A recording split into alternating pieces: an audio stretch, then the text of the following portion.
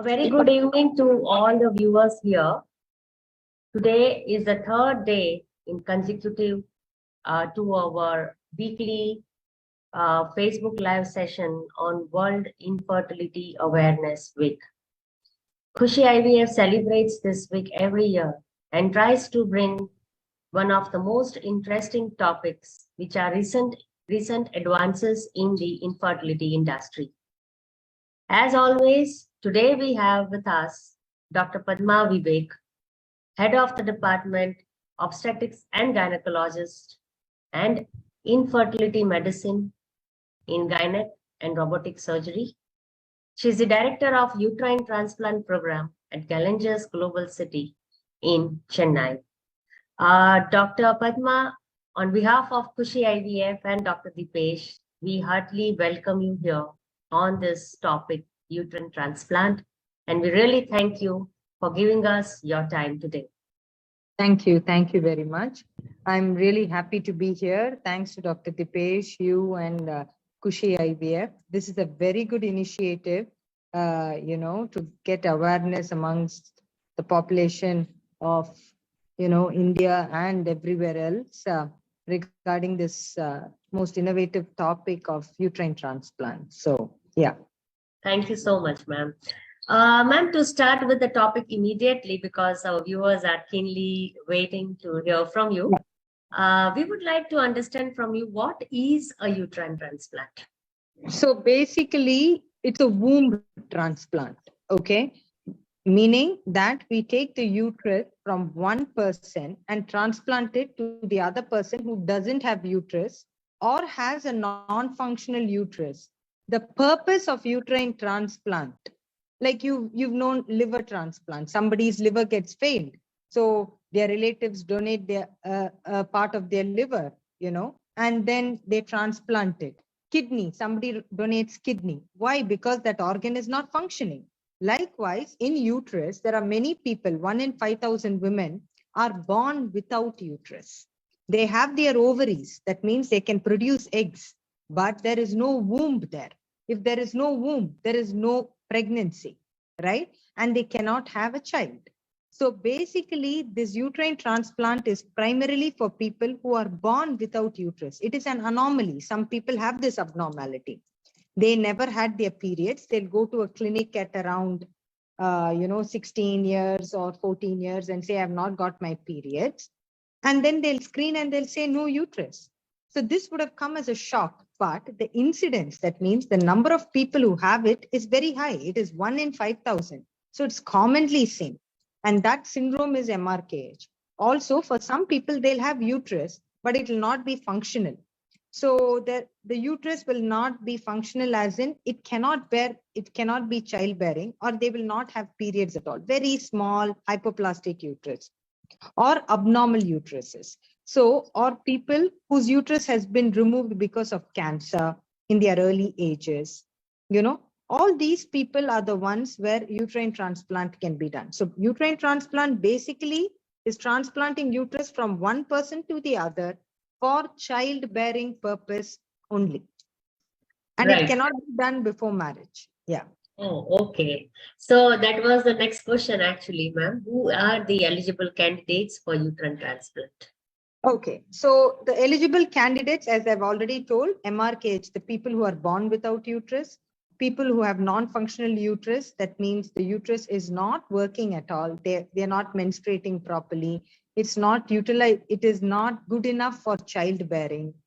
There are a lot of anomalies in the uterus, or they have lost their uterus during their first pregnancy along with the baby. Some people, it's called obstetric hemorrhage, where they lose their baby and then they remove their uterus also. They've lost their uterus because of other reasons like cancer before they could have a child. Right. So basically, who are these candidates are people who should be married. They should be above the age of 18 and within 40 years of age, because that's the childbearing age. Their reproductive function should be good, because we are going to use their own eggs for the fertilization purpose. They should be married, as I said, 18 years above. They should not have any chronic diseases or any cancers. They should not have any sexually transmitted diseases. They should be negative for HIV, hepatitis B, hepatitis C, VDRL, that is syphilis, all communicable diseases. And they should not have hypertension, diabetes, and they should be a healthy individual. Another person who, and these people should be given an option first for adoption and surrogacy. Only when they don't want adoption and surrogacy, those are the candidates which will be selected for uterine transplant. Also, they should have their own donor. It should be a live donor or cadaveric donor can be used. But living donor is the only one we use here.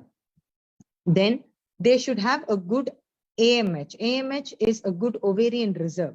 These people should have their own good ovarian reserve. And we have to do a karyotyping to prove that they are biologically females. So before anything, we have to prove they are biologically female. So people who have non-functional uterus or absent uterus in this age group are the candidates without the above diseases that I enumerated, are the candidates for uterine transplant. Right. So very nicely explained, ma'am. We would also like to understand the legalities. Now, suppose somebody has their own uterus donor. What are the formalities they have to do? What is the process in India? So in India, see, throughout India, solid organ transplant, that means for heart, it's a cadaveric only, heart and lung. It's completely cadaveric. For liver and kidney, live donor, we can use. In live donor, you have to understand that it should be a related donor only. In India, we don't use people who are unrelated. Unrelated donors are not candidates. So it can be a mother, an auntie, her sister, and the relationship should be proved. And those are the candidates who can donate. Now, who are the candidates who can donate? One is living donor. She should have her own child. Okay. And she should have completed her family. So she should be married, completed family, above, and anybody above the age of 30 can donate their uterus. Mothers can donate even if they are menopausal. So if they've attained menopause, so the uterus doesn't function. No, there the hormones have shut down, right? That's why the uterus is not functioning.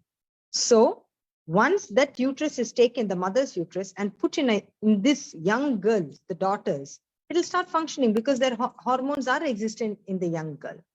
So, and the donor should be free of diseases, no HIV, hepatitis B, hepatitis C, VDRL, no cancer in the last 5 years, breast, or she should not have hypertension and diabetes. She should be negatively screened for chlamydia, gonorrhea, all the other diseases, which can act as, negative factors for the transplant. Also, she should be the vessels and the HLA matching we do. So basically, how do we match the donor and how to see? We just cannot take the uterus and put it, even if it's a mother. There are some matching parameters we have, like the blood group. Ideally, right now, we are doing the same blood group, not doing ABO incompatible, same blood group. 2 is the HLA should match. This is a test where we do matching, where if it matches, that means they are fit to donate their uterus and it can be accepted by the recipient and it will not have rejection. Basically, any organ when we transplant, we are worried about rejections. That is the most important thing. If the host body where they transplant rejects it, then there's no point, right? So all these parameters, and also we have to work them up properly. There are multiple factors that we have to match before we select the donor. So the ideal donor should be a related donor. Say suppose a person, like many of us, our mothers might be diabetic, because diabetes and hypertension is a very common disease in the Asian population, right? So the mother becomes unfit to donate, all right? Then what happens? Then we go on to ask for the sister. The sister says she's around 28 years, completed her family life, has done family planning also. She has 2 children. Even if she's 28, she's not willing for more children. She has her own child. She can donate. but friends cannot donate, not yet. Okay, in Indian scenario, no friends. It has to be related. Auntie, yes, she can donate. She's completed her family life. She wants to donate it for this girl. HLA matching is done. She has no diseases. And also both their BMI. So they should not be on the higher side of weight, should be less than 30. The reason is the recovery is faster. In all organ transplants, especially live organ transplants, they're very careful and very sensitive about the donors. Donors should be healthy and they are the ones who are donating. So we should take utmost care about them and they should be healthy even after. So donor screening is it should be very meticulous. It should be very straightforward. The relationship should be proved. Only then does it come under clearance from the ethical committee. Then only we can go forward. So these are the things in India. In India, only live. So they don't have anybody. Then what do you do? Yes, that's when the cadaver donor program starts. Like you do for even liver, kidney, heart, lung, hand, right? They all have these cadaver transplant programs. Even in world abroad, they have done equal numbers of living donors and cadaver donors equally. They've done in US, they've done in Prague, they've done in Sweden. So cadaver transplant program also is one of the options for people who cannot get, who are not able to get their relatives, who are fit for donating their uterus. Right. So, ma'am, asking question related to last 2-3 lines that you have mentioned, that they can go for a cadaver transplant in cases when they do not get the donation from their relatives in India. Yeah, when their donors are not fit or they don't get donation. Yeah. Okay. So if the donors are not fit, we have a documentation, supporting it. Yeah. But suppose if the relatives are not ready to then donate. also they have to go for a cadaver transplant program. See, first we give them the option of adoption. Then we give them the option of surrogacy. And then we do multiple levels of explaining about the surgery and the outcomes, and also psychiatric clearance, whether they are mentally fit, they are understanding what this transplant is. Okay. And then we have to take them. And if they don't have donors, they may have donors who are not ready to give. Yes, they are candidates for cadaveric transplant program for uterus. Yes. Right. So legally, do we have to show it to the government while applying for the cadaver? Yes. So That if you none see, of these, yeah.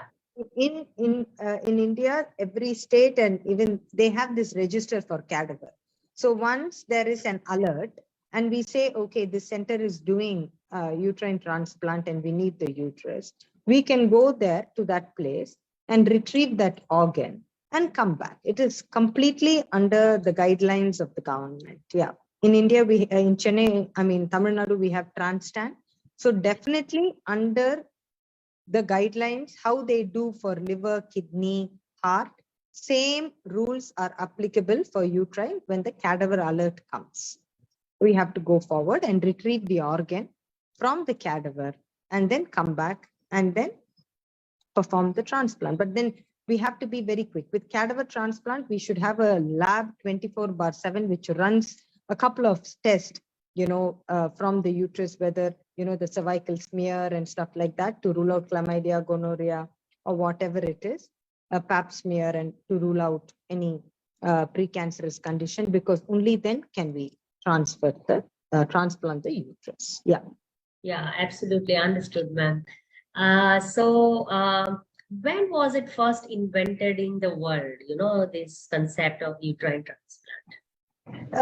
So first, way back in Turkey in some 19 odd time where it failed, then came Max Brandstorm, who had his first baby in around 2012-13, around that time.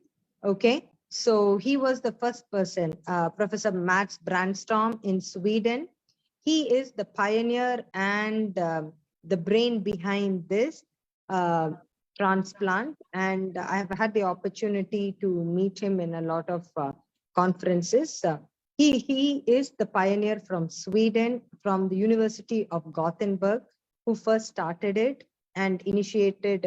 They started it as a trial study for around 20 transplants, both cadaveric and live donor there. And then came Prague, Professor Jiri Fronik, who's also done equal numbers.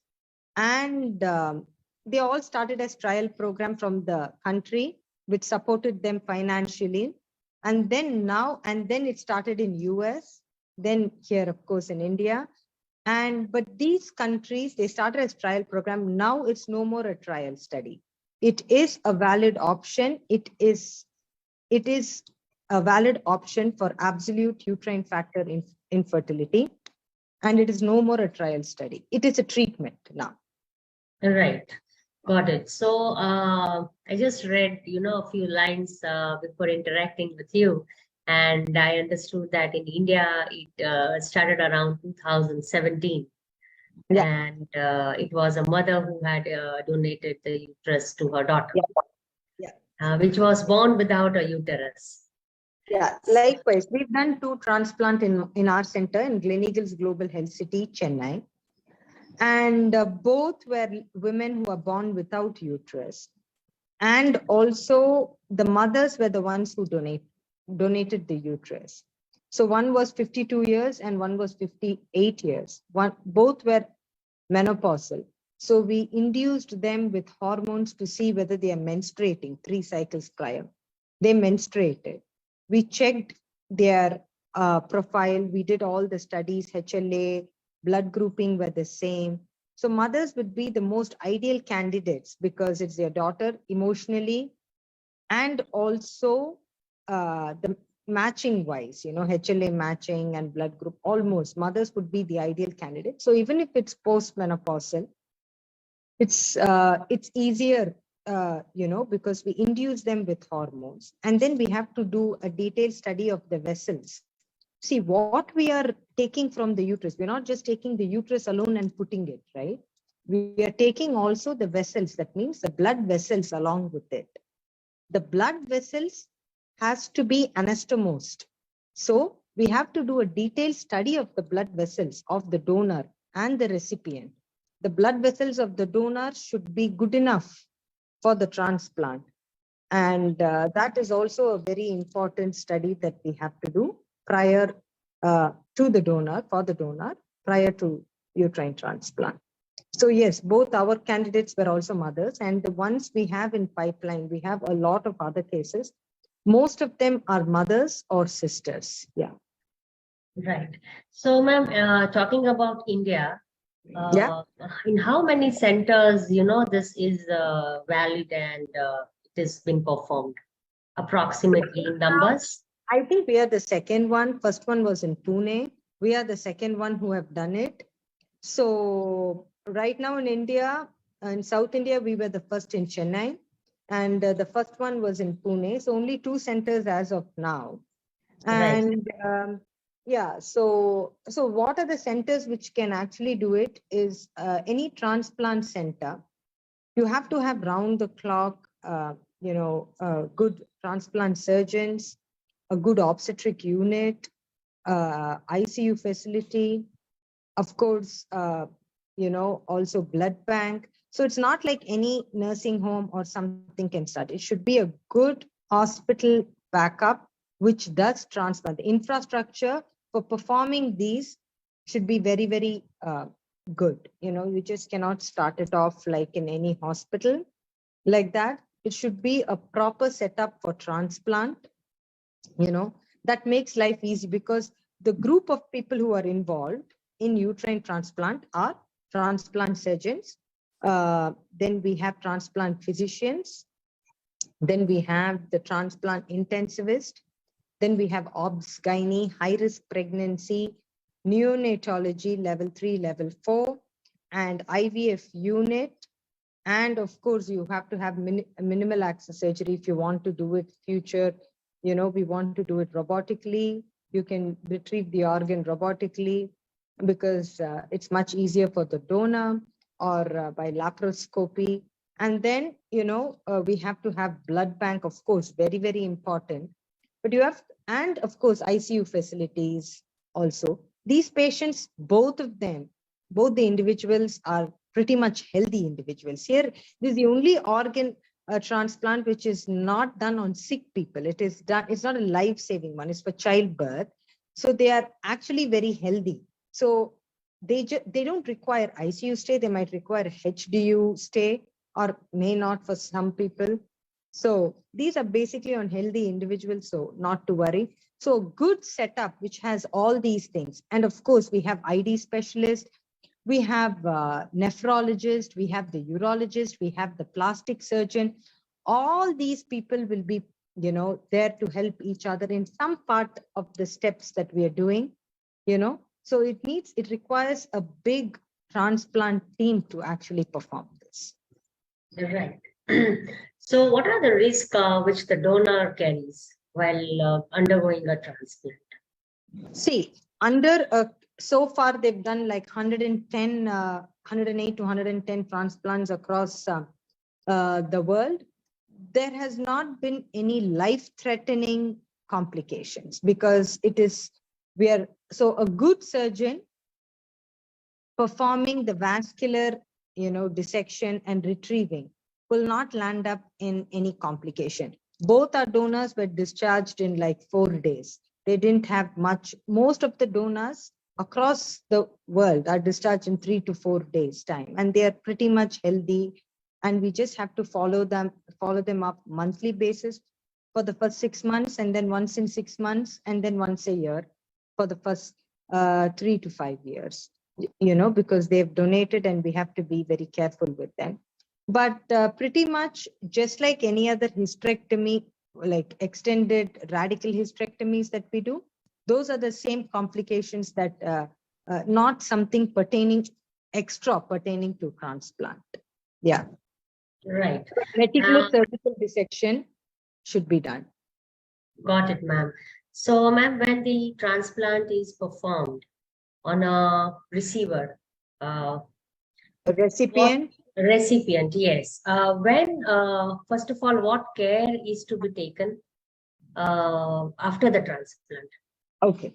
So what care? Now I'll tell you, basically we prime them before, right? There are a lot stages. One is we have to not only look at the physical, emotional and nutritional. Okay. You have to understand post-transplant, how do we know the uterus is working? So we do Dopplers. So once a transplant is performed, right? We do post-op, we do the Doppler study to check whether the vessels are actually working. You see the Doppler working, we are happy. There are something called Doppler rings that you can place, which you can pick up by our Doppler study. So scan to be done. Biopsies will tell whether the uterus is functioning or not. They are discharged pretty much in like 5 to 7 days. Okay, they are on immunosuppression. So you have to understand, for an organ to work, you're taking another organ, even if it's your mother's, to work on you, you have to suppress your immunity. Only then will this organ work, right? Like in liver and kidney. So they are on immunosuppression, these people, as soon as the transplant is done. All right.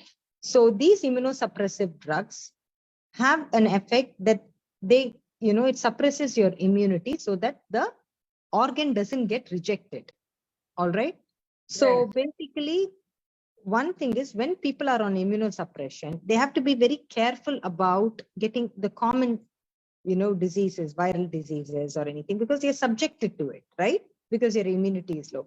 So we have to be very cautious in what their nutritious food, wear a mask when they are out, like suppose there is an outbreak of COVID like we had. All the transplant patients should be extra careful, with masks and, hand sanitation and stuff like that. But basically the follow-up depends upon their blood level of immunosuppression, which should be maintained. Their biopsies on like monthly or once in 2 months basis to check whether the uterus is not going in for rejection. Ultrasounds to check whether the vascularity of the transplanted uterus is fine. So these are the things that we follow them up with. And of course, the general health. the emotional well-being is very, very important. Many people think it's only, see, this whole thing is about childbirth. They are healthy individuals, right? They are not struggling to survive. They are already healthy individuals. They want a child. So we have to be very careful in monitoring them. Yeah. Right. And also through pregnancy and childbirth as well. I'll come back to that again. Yeah. Yes. Yes, ma'am. So we have with us, ma'am, Dr. Jay Mehta and Dr. Dipesh Soratia. On behalf of Kushi IVF and Dr. Dipesh, we heartily welcome you, Dr. Jay, and thank you so much for your time today. We had with us Dr. Padma Priya on the uterine transplant, and she has already taken us through the history, the first cases, who are the candidates, and how it is performed in India, especially the legal permissions. And coming back to you, Dr. Jai, we would like to know that after a successful uterine transplant, when can a patient undergo an embryo transfer? Oh, I think when you have Dr. Padma Priya and Dr. Dipesh, I am not even required, no. So, but good to see you guys. And see, honestly, when I joined, I was listening to Dr. Padma Priya speaking about it, and I think what is very, very important is that one is that uterus menstruating nicely, not menstruating nicely. Second, simultaneously, important to assess about the rejection or the acceptance of that uterus. Okay. Third, I think it is very important to understand that in such situations, we must form embryos prior to doing all these procedures. Okay. Before Right. we do and before the patient has been shortlisted for doing a uterine transplant, it is important that chromosomally normal, that is genetically screened normal embryos are available for the patient. Okay. And that is important because these days, thanks to vitrification, you are allowed to form these embryos. Once the embryos are formed in, what typically happens is these embryos can be cryopreserved for practically a very long period of time, So the official limit even in India is 10 years. 10 years, you don't even need a repeat clearance from the national board as far as the new law is concerned. And you have a huge window which is available, right? Because what typically happens is, I think as Dr. Padma Priya would have mentioned, once you have done a transplant, the patient is continuously on immunosuppressants. And when the patient is on immunosuppressants, in that point in time, stimulating that ovary is not going to be a very good thing for the patient. Okay, that is why it is important to pre-form these embryos. Now, once you've assessed all these things, embryos are ready, and Dr. Padma Priya has done the transplant and she has given you clearance. I think typically it is going to take approximately 12 to 18 months, following the transplant. After all clearances and everything are obtained, following which you can go ahead with an embryo transfer onto this lady. I think it is very, very important to understand this concept because some may do it early, but when probably you are trying to do it early, it is not going to give you the most optimal outcome because after the transplant, the priming and the time which the uterus needs to spend inside the body should be at least 6 to 9 months before you attempt any of these therapies. Okay. Yeah, somewhere around, because by 3 months they start menstruating. Both of them, Yeah. they 2 to 3 months. Yeah, 6 months. Yeah, good enough. Right. So, taking further this session, Dr. Padma, we would really like to know that what is the cost involved? What are the costs involved in it? See, the cost factor, you have the IVF, of course, and then transplant itself and post-transplant. That's how you have to do it, right? IVF, each center, it differs. As Dr. Jay said, yes, we have to, first step before transplant is keeping the embryos, minimum 6 embryos. And as he told, like you have to genetically test it also.